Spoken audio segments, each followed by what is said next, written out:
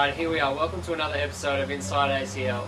And this time, of course, naturally, we're going to do the follow-up story to the first episode of Inside ACL with Frenetic Array going to MLG Columbus. So, to my left here, I obviously have SlaYeR and Heff from Fray, just returned from the US only a couple of days ago. Welcome, guys. Thank you. Good to be here, as always. Feeling a bit tired from the trip? No, we're good. Really. We had a nice sleep for 14 hours, pretty solid. Excellent, excellent. And just a bit of a wrap up for those of you who don't even know who these guys are or what they're doing. They're the #1 Australian Halo team, and they've just represented Australia in MLG at the Columbus event, playing the best of the best. You came 17th, you did really well. In the lead up to the event, you were practicing in your hotel, and then you had a pre-land. So everyone knows that you pre-land Victoria's Secret, who won the Combine not long ago, Frenetic MSI from Europe, and Friday Night Flights. How did you go with the pre-lands?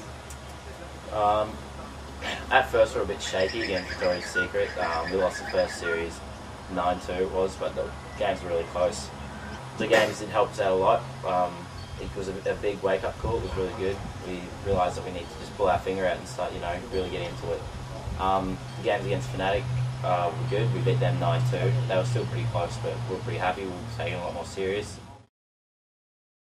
After that pre-land, did your mindset sort of change on how you would place?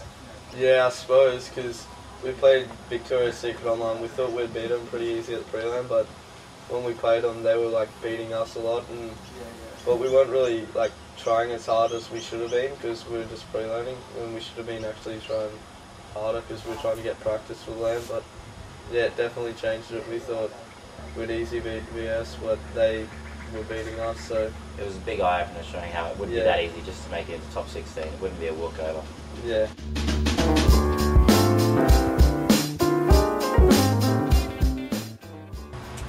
We get there and everyone's telling us we're going to be playing Yellow Dragons. They're not my name team, we're just like, oh, really, we just got really pumped because we knew we could beat them. We knew if we played well, we could just, we were definitely positive that we'd be able to beat them. So, and we knew once we beat them, it'd be a lot easier, run through to the championship bracket. So, we were really pumped up and really ready to play.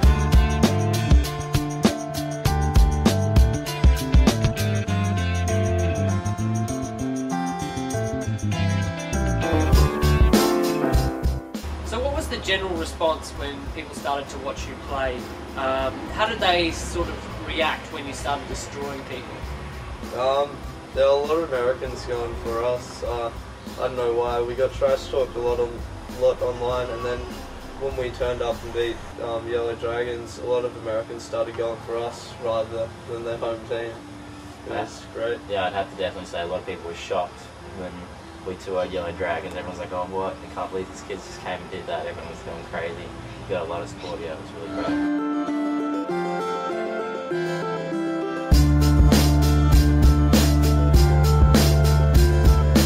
You guys actually had to play Warriors on the main stage. Now, the MLG main stage is a bit of a step up from the ACL main stage. Was there a lot of pressure, nerves going through you guys while you were playing them? Yeah, I guess it was, because we haven't even warmed up, and these guys are all warm, and we had to play them first thing on main stage with the whole crowd. There was definitely pressure, but it wasn't that pressure that we did bad. It was pretty much just our teamwork wasn't on and we weren't pumped up enough. Yeah, I guess during the whole weekend actually I didn't feel really any pressure at all, sort of thing. I don't know, it was really good. I used to get really nervous when I played, but I guess I'm used to it now.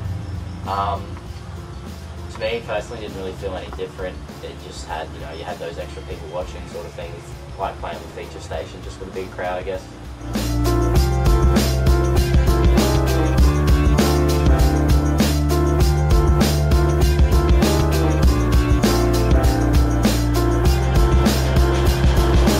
You can't take anything away from Warriors. Obviously, going on to finish 5th in the tournament, also beating TD.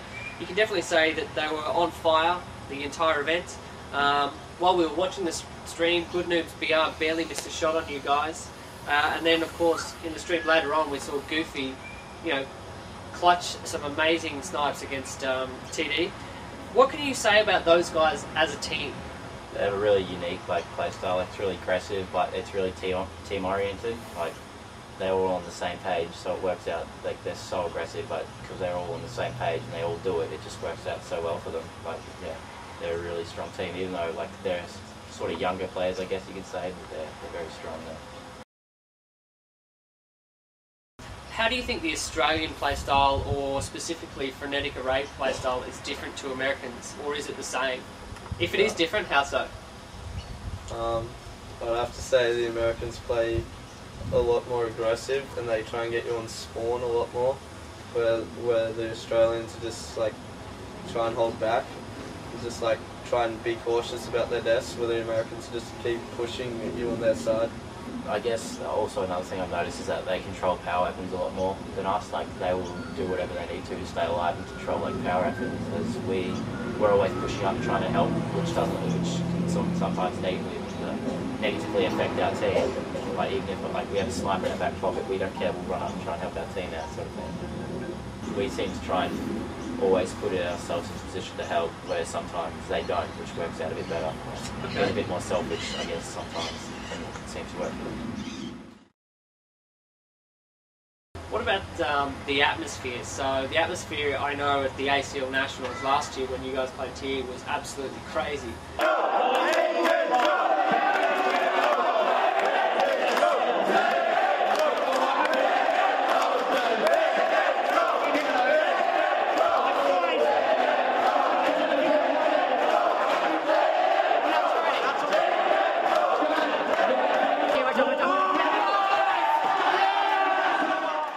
What was the atmosphere compared to something like that? It's that, but I'd say it's the exact same, but 3 times fold at MLG, just because, not the fans like put out just as much, you know, they go just as crazy, it's just the numbers.